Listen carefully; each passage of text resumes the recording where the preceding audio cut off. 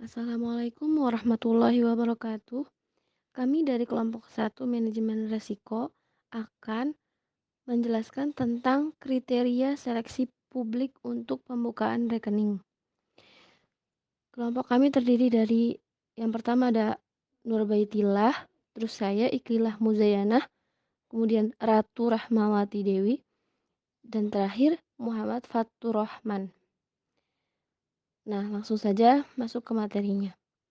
Prinsip-prinsip dasar perbankan syariah adalah bagian dari larangan bunga atau riba. Dalam segala bentuk transaksi perbankan, melakukan kegiatan usaha yang komersial atas dasar keuntungan yang adil dan sah. Memberikan zakat atau pajak, sedekah. Larangan monopoli dan kerjasama untuk kepentingan masyarakat dan mengembangkan semua aspek bisnis halal yang tidak dilarang oleh Islam. Menurut Ahmed 2011. Tidak seperti sistem perbankan konvensional. Sistem perbankan syariah melarang riba, pengumpulan dan pembayaran bunga, namun mempromosikan sebagai berbagai manfaat di seluruh perilaku bank komersial. Menurut Akizidis dan Handelwal 2007. Sejak tahun 1990, Pakistan telah memiliki sistem perbankan ganda, di mana sistem perbankan syariah beroperasi secara paralel dengan sistem konvensional lainnya. Persaingan semakin ketat dan bank mulai menawarkan produk dan layanan yang kurang lebih serupa. Biasanya, tingkat kepuasan nasabah lah yang dapat mempengaruhi kinerja bank syariah dan menentukan daya saing dan keberhasilannya. Pakistan memiliki sampel muslim sekitar 86%, kemajuan di sektor perbankannya. Partisipasi budaya perbankan syariah selama periode 1950 sampai 1970. Kemudian sebelum tahun 1970 tidak ada konsep perbankan syariah.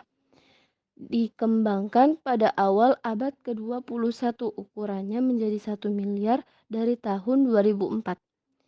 Setelah periode 1992 menjadi evolusi Bank Islam, pertama Bank Islam Mizan Islamik ditunjuk. Sebagian besar orang di negara-negara muslim ingin sistem perbankan bebas riba. Abad ke-21 yang menonjol setelah menciptakan banyak peluang dan banyak ancaman terhadap sektor perbankan dengan praktik perbankan syariah yang berkembang di berbagai negara seperti Pakistan, Malaysia, Bahrain, dan Bangladesh, serta semua non-muslim di dunia.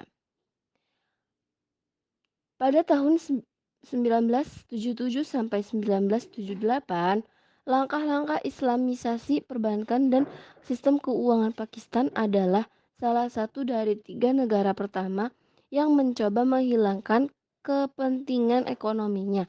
Proses ini dibagi di antara satu dari 3 negara yang memiliki fase yang berbeda. Pada tahun 1979, proses Islamisasi lembaga keuangan mencangkup penghapusan bunga dari lembaga keuangan khusus seperti HBFC, NIT, dan ICT, serta yang lainnya.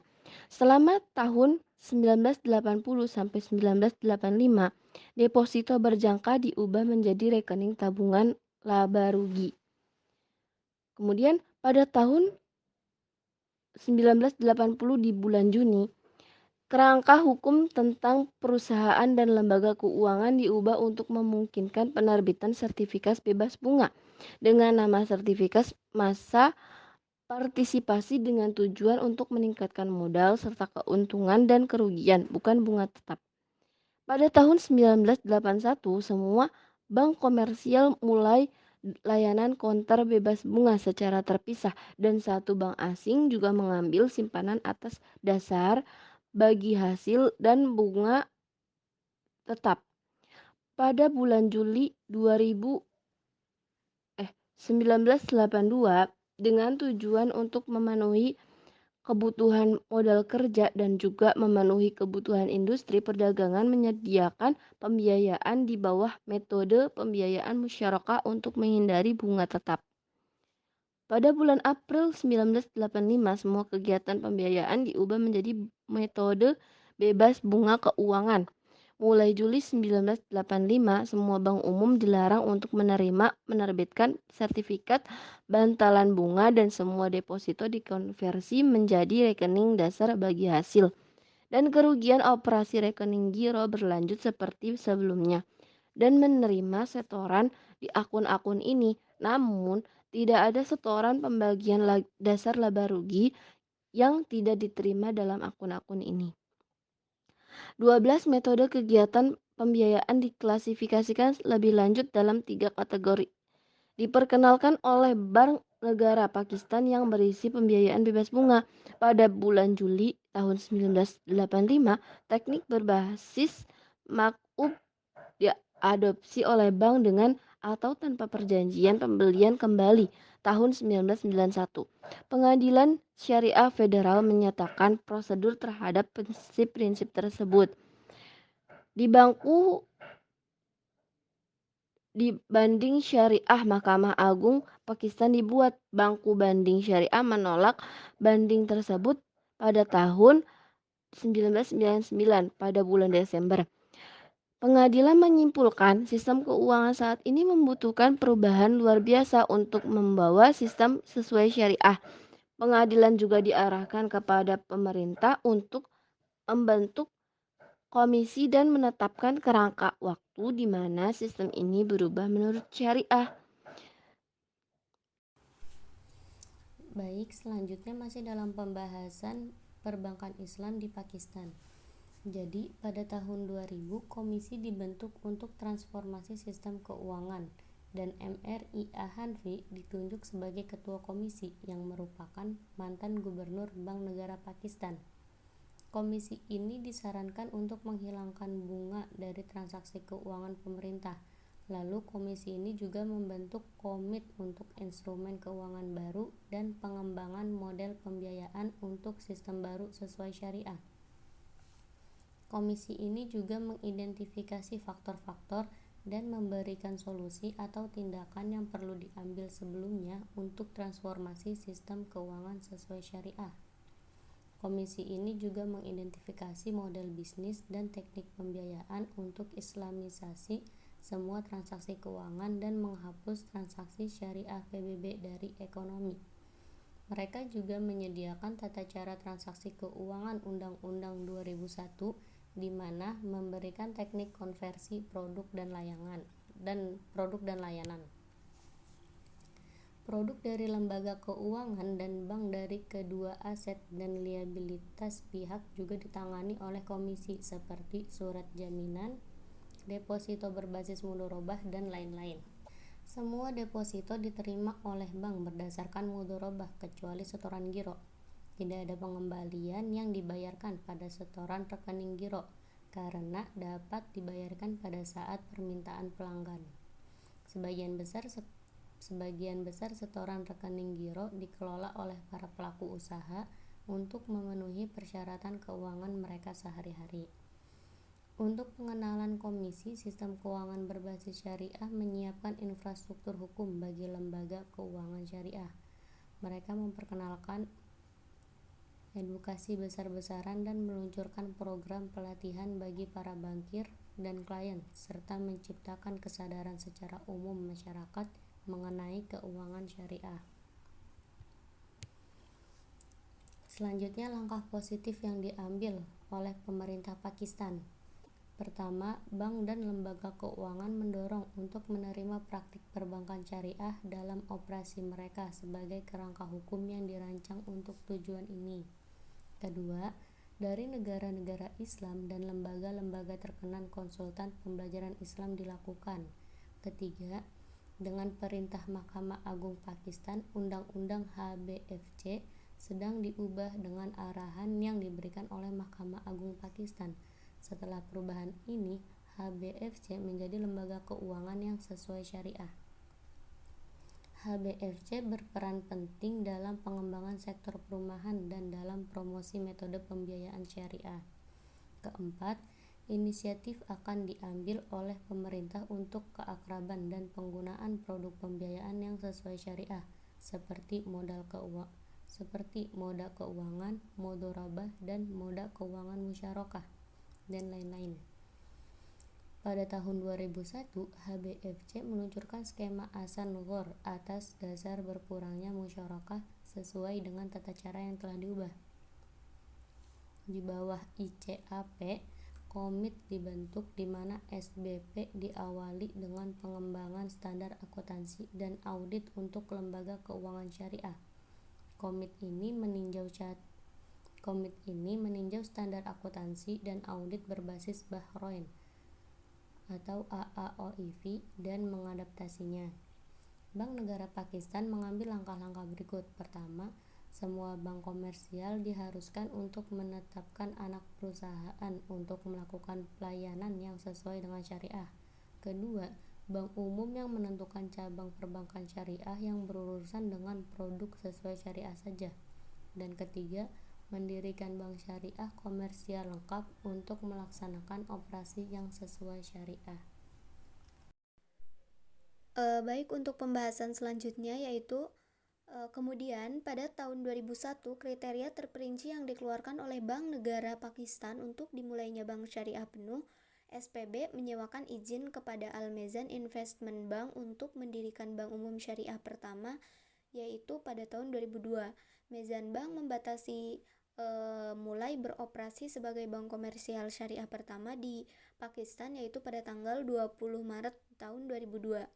Mereka menyediakan produk baik dalam jangka waktu skema deposito maupun skema pinjaman, serta sejumlah produk seperti pinjaman mobil, pinjaman rumah, pinjaman pribadi, kartu kredit, dan juga menawarkan deposito berjangka tetap, kemudian rekening giro, tabungan, kartu ATM, buku cek, skema investasi, rekening mata uang asing, modal pembiayaan mudharabah, musyarakah, ijarah, dan lain-lain. Orang-orang yang akan menjadi nasabah bank hanya menggunakan semua produk ini tergantung jenis produk apa yang digunakan olehnya. Jadilah nasabah bank perlu menjadi nasabah bank setelah dilakukan seleksi dan pembukaan rekening bank. Adapun rekening bank itu sendiri adalah produk dasar bank yang menciptakan hubungan antara bankir dan orang sebagai agen dan nasabah bank. Untuk mencapai produk pengingat bank, maka perlu untuk membuka rekening bank dan menciptakan hubungan dasar pertama dengan bank, lalu kemudian juga memanfaatkan layanan lain dari bank. Adapun pembukaan rekening adalah persyaratan dasar pertama untuk membuat hubungan dengan bank. Pembukaan rekening ini merupakan pintu gerbang transaksi lain di sektor perbankan, dan tanpa rekening tidak ada transaksi bank yang dilakukan. Dan pembukaan rekening ini merupakan tulang punggung sektor perbankan dan memperkuat hubungan masyarakat umum dan perbankan. Kemudian selanjutnya yaitu tabel 1 terkait statistik demografis. Penjelasan demografis mengenai pengumpulan data. Pengumpulan data utama dimulai dari distribusi gender, yakni total populasi adalah 200 dan hasil yang kami terima 150, di mana 50,7% responden dari laki-laki dan 49,3% dari perempuan yang menunjukkan bobot yang sama. Kedua, variabel inti adalah usia, karena pemerintah dan Bank Negara Pakistan dibatasi bahwa hanya orang-orang yang dapat membuka rekening mereka di bank manapun yang di seluruh pada usia 18 tahun. Itulah sebabnya kami memiliki maksimum 40%. Pelanggan berada pada rentang usia ideal yakni 25-40, dan menurut Modigliani, Bloomberg, dan Ando Albert menjelaskan kelompok usia ideal ini dalam penelitian mereka mempresentasikan teori hipotesis pendapatan siklus hidup. Orang bekerja keras dan menghabiskan waktu maksimum mereka di tempat kerja dan menghemat uang untuk usia pensiun ketika pendapatan mereka akan menjadi nol, dan untuk pemenuhan kebutuhan mereka akan memanfaatkan tabungan mereka. Maka dengan itulah sebabnya kami memiliki bagian maksimum dari populasi yang ada di kelompok usia ini. Adapun nilai terendah adalah 1,3% pada usia kurang dari 25 karena pada kelompok usia ini konsumsi C selalu lebih besar dari tabungan S. Ketiga, variabel pendapatan keluarga menggambarkan bahwa yang terendah itu 12,7% dan tertinggi adalah 41,3%. Minimum balance share yakni 24,7% dan 21,3% karena keluarga yang ditinggal di Pakistan berada di bawah keluarga berpenghasilan. Maksimum nasabah yang dipilih Bank Syariah untuk pembukaan rekeningnya yaitu sebesar 66,7% dan 26,7% itu menikah, kemudian 4% bercerai dan 2,7% adalah seorang janda. Kualifikasi maksimum responden kami adalah magister dan di atas 66,7% dan responden 2% adalah matriks. 25,3% responden adalah responden menengah, 5,3%, yaitu 5,3% adalah lulusan. Sumber pendapatan maka menunjukkan bahwa 78 responden adalah pekerjaan swasta, 26,7% responden dari pegawai pemerintah, dan 14% responden memiliki bisnis sendiri dan nilai terendah yakni 7,3% responden yang menganggur. Mungkin itu. Kemudian untuk tabel selanjutnya yaitu akan dijelaskan oleh saudara Patur, kepadanya dipersilahkan. Saya akan melanjutkan, yaitu tabel 2 dan 3 menunjukkan faktor utama responden kami. Satu terkait dengan jenis akun dan yang kedua adalah faktor agama. 83,3%. Responden kami tertarik pada rekening saat ini dan 16% berasal dari penyimpan akun. Bagian agama menunjukkan 105 responden adalah Muslim, 6 Kristen, 25 orang Hindu, dan 14 responden termasuk dalam agama yang berbeda. Agama memiliki faktor budaya penting untuk dipelajari karena merupakan salah satu lembaga sosial paling luas dan dominan yang memiliki pengaruh penting pada perilaku, sikap, dan nilai-nilai masyarakat baik di tingkat mikro maupun makro. Pertumbuhan vertikal di tabel 2 ini hanya karena persepsi umum bahwa perbankan syariah hanya untuk umat Islam karena sistem perbankan ini bebas bunga dan hanya untuk umat Islam. Tetapi faktanya benar-benar berlawanan karena bahkan kekristenan atau kepentingan agama lainnya dilarang. Temuan ini ditinjau literatur menunjukkan bahwa ada 6 alasan utama mengapa nasabah lebih memilih perbankan syariah. Ada pemahaman tentang konsep perbankan syariah, kepatuhan syariah, kontradiksi agama, kualitas, dan daya tarik menawaran, kesediaan untuk berurusan dengan bank syariah, dan prospek dan potensi perbankan syariah. Ya, bisa dilihat tabel 2 yaitu pengaruh agama untuk pemilihan pembukaan akun. Yang tabel 3 afiliasi agama dan pemilihan. Kemudian dalam tabel 3 kami memiliki beberapa temuan persentase. Pada variabel inti kami berdasarkan secara langsung atau tidak langsung terkait dengan religiositas faktor. Hasil dari responden lebih memilih bank yang disarankan oleh sumber agama otentik. Karena hasilnya menunjukkan hanya 13 dan 16 responden yang sangat setuju dan setuju dengan pernyataan. 15 responden netral dalam hal ini. 21 dan 85 responden tidak setuju dan sangat tidak setuju dengan pernyataan itu. Dan responden ini tidak lebih memilih bank yang disarankan oleh sumber agama otentik. Kemudian kita dapat lihat tabel 4 pendekatan pelanggan terhadap pembukaan akun. yaitu dalam tabel 4 dan tabel 5 menunjukkan berbagai kriteria seleksi produk perbankan syariah, layanan dan fasilitas yang berbeda, dan ringkasan hubungan antara semua faktor di atas dasar layanan dan sesi kesadaran. Di antara masyarakat umum menyimpulkan bahwa industri perbankan pada abad ke-21 dihadapkan dengan campuran peluang dan ancaman karena penerapan bisnis perbankan syariah di berbagai negara seperti Malaysia, Pakistan, Bangladesh, Bahrain, dan wilayah non-muslim lainnya di seluruh dunia. Bank syariah mempengaruhi kerangka keuangan dengan mengubah permintaan dan memasok kekuatan untuk uang tunai. Ditemukan bahwa kerangka kerja uang tabungan Islam lebih baik daripada mengelola kerangka kerja akuntansi karena menjamin area moneter yang lebih stabil. Pendekatan berpikir mengenai pemilihan perbankan syariah bervariasi. Dari orang ke orang, hanya 16 dan 10 responden berpikir perbankan bebas bunga kontemporer adalah bank syariah. 98 responden memiliki pendapat netral terhadap pernyataan ini. Dan hanya 12 dan 14 responden yang tidak setuju dan sangat tidak setuju karena menurut mereka perbankan bebas bunga kontemporer bukan perbankan Islam. Keputusan pembukaan rekening dipengaruhi oleh rekomendasi teman dan lain-lain atau tidak.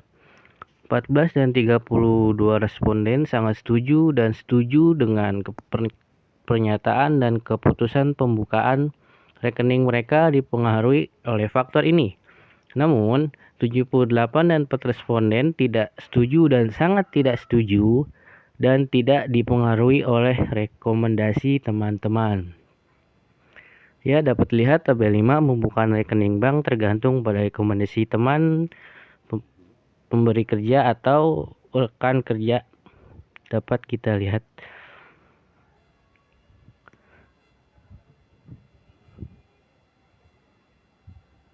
Jadi kesimpulan, salah satu contoh sampel dalam uji T menunjukkan bahwa pelanggan bank konvensional tidak memiliki lampiran khusus terhadap bank syariah. Mereka hanya lebih suka layanan mereka, produk mereka, dan juga aksesibilitas. Maka dari itu, produk dan layanan yang ada pada bank syariah harus lebih baik dari bank konvensional.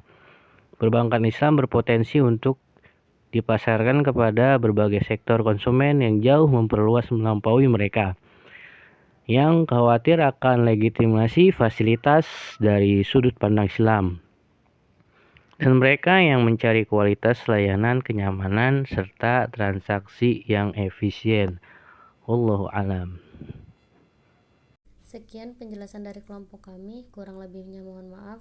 Syukron. Wassalamualaikum warahmatullahi wabarakatuh.